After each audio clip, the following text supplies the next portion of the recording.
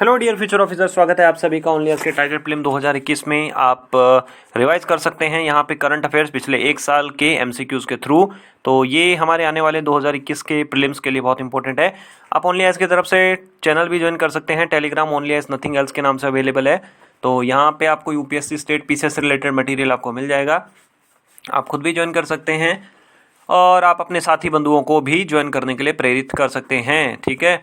और इन वीडियोस की playlist already बनी हुई है, आप चेक कर सकते हैं। साथ ही साथ इन ये जो अपने क्वेश्चंस हैं इनको हिंदी अंग्रेजी दोनों में डाउनलोड करने के लिए आपको डिस्क्रिप्शन में डाउनलोड के नाम से लिंक मिल जाएगा, तो आप वो भी कर देख सकते हैं।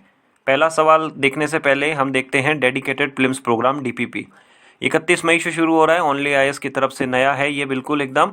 इसमें क्लास 6 से 12 एनसीईआरटीज़ के वीडियो कंप्लीट, एनसीईआरटी की test series, sectional test, dedicated mentorship और साथ ही साथ में आपको ऑल इंडिया रैंकिंग मिलेगा, प्रीलिम्स और मेंस दोनों का स्टडी मटेरियल। और ख़ास बात यह है कि रोज़ाना 10 एमसीक्यूज़, मतलब रोज़ पढ़ाई करेंगे, रोज़ टेस्ट देंगे। जीएस के फुल लेंथ टेस्ट होंगे, सीसेट के फुल लेंथ टेस्ट होंगे। आप मोबाइल में ऐप के थ्रू यूज़ कर सकते हो, कंप्यूटर लैपटॉप है तो आप उसको यूज़ कर सकते हो। जाना है अपने को कहाँ पे, dpp.onlyis.in वेबसाइट का एड्रेस है, वहाँ जाके हम अपने आप को एनरोल कर सकते हैं, रजिस्टर कर सकते हैं। कोई इशू हो तो हम कॉल भी कर सकते हैं, 7007931912 ये फ़ोन नंबर है। आज सवाल हिंदी में देखते हैं। पहला सवाल देखते हैं। देखिए, हमें 4 स्टेटमेंट, 4 कथन दिए हैं। एक तरफ हमें दिया है अखबारों के नाम दिए हैं और दूसरी तरफ हमें दिया है कि इनके संस्थापक या संपादकों के नाम हमें दिए हैं। सबसे पहला हमें संवाद कौमुदी दिया है, दूसरे पे है राष्ट्र गुफ्तार, तीसरे पे है हिंदू देशभक्त और चौथे पे है स्वदेश मित्रन। देखिए, संवाद कौमुदी के बारे में तो सभी को पता है, राजा राम मोहन राय जी ने इसको शुरुआत की थी। राष्ट्र गुफ्तार के बारे में सबको पता है कि दादा भाई नारोजी भी इसमें शामिल थे। हिंदू देशभक्त के सामने मुझे दिखाई दे रहा है शिशिर कुमार घोष, लेकिन मुझे पता है कि शिशिर कुमार घोष अमृत बाजार पत्रिका, जो कि अंग्रेजी की पत्रिका थी, उससे ये जुड़े हुए थे। मेरा ऑप्शन नंबर बी गलत हो गया। अब देखते हैं स्वदेश मित्रन। स्वदेश मित्रन की अगर बात करें तो जीएस अय्यर, जी सुब्रमण्यन अय्यर जो हैं इसके संस्थापक थे। ऑप्शन नंबर सी हमारा यहाँ पे सही हो जाता है। संवाद कौमुदी राजा राम मोहन राय जी, राष्ट्र गुफ्तार दादा भाई नारोजी, और इस अखबार के जरिए पारसी समाज के अंदर जो सामाजिक परिवर्तन लेके आए वो बहुत योगदान था इनका, ठीक है। हिंदू देशभक्त जो है वो जीसी घोष यानी कि गिरीश चंद्र घोष जी ने। स्वदेश मित्र के संस्थापक जो थे जीएस अय्यर, जी सुब्रमण्य अय्यर, और जो हम द हिंदू अखबार पढ़ते हैं अंग्रेजी वाला, वो भी इन सुब्रमण्यम अय्यर जी की ही देन है। सवाल नंबर 2 देखते हैं। लोक अदालतों के बारे में दिया हुआ है। पहला कथन हमें दिया है कि लोक अदालत के द्वारा दिया गया फैसला सभी पक्षों को मानना पड़ेगा और लोक अदालत के द्वारा दिए गए फैसले के विरुद्ध कोई भी अपील नहीं की जा सकती है। दूसरा दिया है कि लोक अदालत सिविल और आपराधिक दोनों तरीके के मामलों को सुलझा सकता है। देखिए, लोक अदालतों के बारे में अगर आपको थोड़ी सी भी जानकारी होगी तो ये एक वैधानिक संस्थाएं हैं, स्टैच्यूरी बॉडीज़ हैं। लीगल सर्विस अथॉरिटीज़ एक्ट 1987 के तहत इनको बनाया गया है और इनका जो काम है वो मध्यस्थता वाला काम है। ये बीच बचाव करके दोनों पक्षों की सुन के बाद में फैसला देते हैं। खास बात यही है, एक बार इन्होंने जो फैसला दे दिया उसके विरुद्ध अपील नहीं की जा सकती है। हालांकि हमें अगर लगता है कि हमारी बात सुनी नहीं गई है तो हम फिर से केस कर सकते हैं, एक जिस भी न्यायालय में हमारा केस हो, चाहे जिला न्यायालय में हो या उच्च न्यायालय में हो, लेकिन इसके विरुद्ध अपील नहीं कर सकते हैं। दूसरा बिल्कुल सही है, लोक अदालत सिविल और आपराधिक दोनों तरीके के मामलों को निपटाता है, बिल्कुल सही बात है। ऑप्शन नंबर सी सही हो गया। सिविल में तो कई मामले आपको पता ही है, जैसे रेंट वाला मामला हो गया, मोटर एक्सीडेंट का मामला हो गया, और आपराधिक मामलों में जो गंभीर प्रवृत्ति के अपराध हैं, बलात्कार, हत्या, डकैती, उन मामलों को ये नहीं सुलझाता है, लेकिन छोटे मोटे आपराधिक मामलों को ये सुलझा लेता है। हिंदी में हम यहाँ पे देख सकते हैं इसके विरुद्ध अपील नहीं की जा सकती है। डाइवोर्स, तलाक और ऐसे आपराधिक मामले जो कि गंभीर हैं उनके विरुद्ध भी नहीं किया जा सकता है, ठीक है। क्वेश्चन नंबर 3 में दिया हुआ है, गुरु तेग बहादुर जी के बारे में हमें 2 कथन दिए हैं। पहला बोला है कि सिख धर्म के 10 गुरुओं में से वो 9वें गुरु थे, ठीक है। दूसरा बोला है कि वो औरंगजेब के समकालिक थे, औरंगजेब के कंटेम्प्ररी थे। देखिए गुरु तेग बहादुर जो है वास्तविकता में वो सिख नहीं थे, उनका असली नाम त्यागमल था। सिख समाज के 10 गुरु थे और उन 10 गुरुओं में गुरु तेग बहादुर जी 9वें गुरु थे, ये बिल्कुल सही है।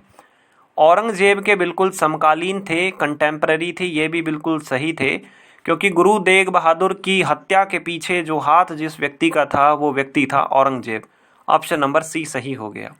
गुरु तेग बहादुर सिखों के 9वें गुरु थे और 24 नवंबर 1675 दिल्ली के अंदर गुरुद्वारा शीशगंज साहिब है, वहाँ पे औरंगजेब के कातिलों द्वारा गुरु तेग बहादुर जी का गला काट दिया गया। गुरु तेग बहादुर जी को ऑप्शन दिया गया था, भाई आप इस्लाम कबूल कर लीजिए, आप मुस्लिम बन जाइए, लेकिन उन्होंने औरंगजेब का वो तुगलकी फरमान नहीं माना और उन्होंने ये समझा कि भाई मैं मेरे प्राणों का न्यौछावर कर दूं, ये मेरे समाज के हित में है। क्वेश्चन नंबर 4 देखते हैं। राष्ट्रपति की अध्यादेश बनाने की जो शक्तियां हैं उनके संदर्भ में हमें 2 कथन दिए हैं और इन कथनों पे हमें विचार करना है। पहले कथन के बारे में दिया है कि भारत के संविधान के संशोधन हेतु अध्यादेश जारी नहीं किया जा सकता है। दूसरे में बोला गया है कि अध्यादेश तभी जारी किया जा सकता है जब दोनों सदन सत्र में ना हो। देखिए राष्ट्रपति के अध्यादेश बनाने की जो पावर है, ऑर्डिनेंस मेकिंग पावर है, उसके अंदर एक एक्सेप्शन है, उसके अंदर एक अपवाद है कि भाई हम जो है वो संविधान के संशोधन हेतु अध्यादेश जारी नहीं करवा सकते हैं।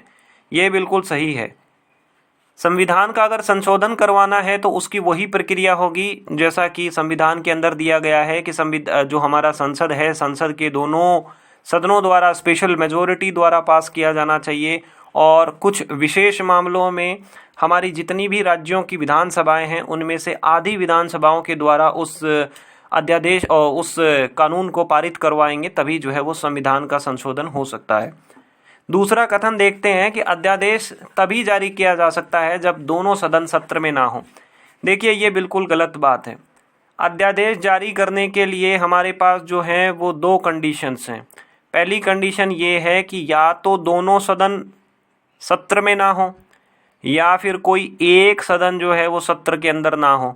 या तो लोकसभा सत्र में है तो राज्यसभा नहीं होगी, राज्यसभा है तो लोकसभा नहीं होगी।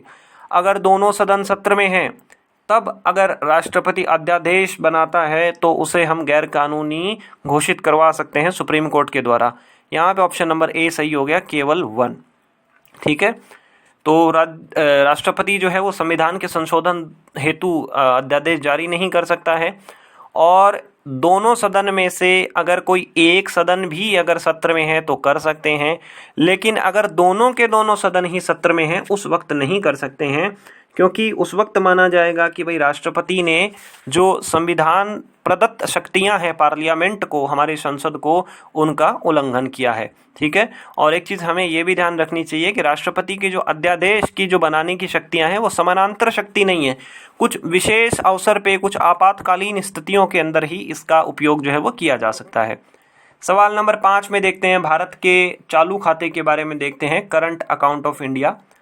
पहले में बोला है कि पिछले 10 सालों से भारत का जो चालू खाता है वो अधिशेष है, सरप्लस में है, पॉजिटिव है, धनात्मक है, हमें कुछ फ़ायदा हो रहा है।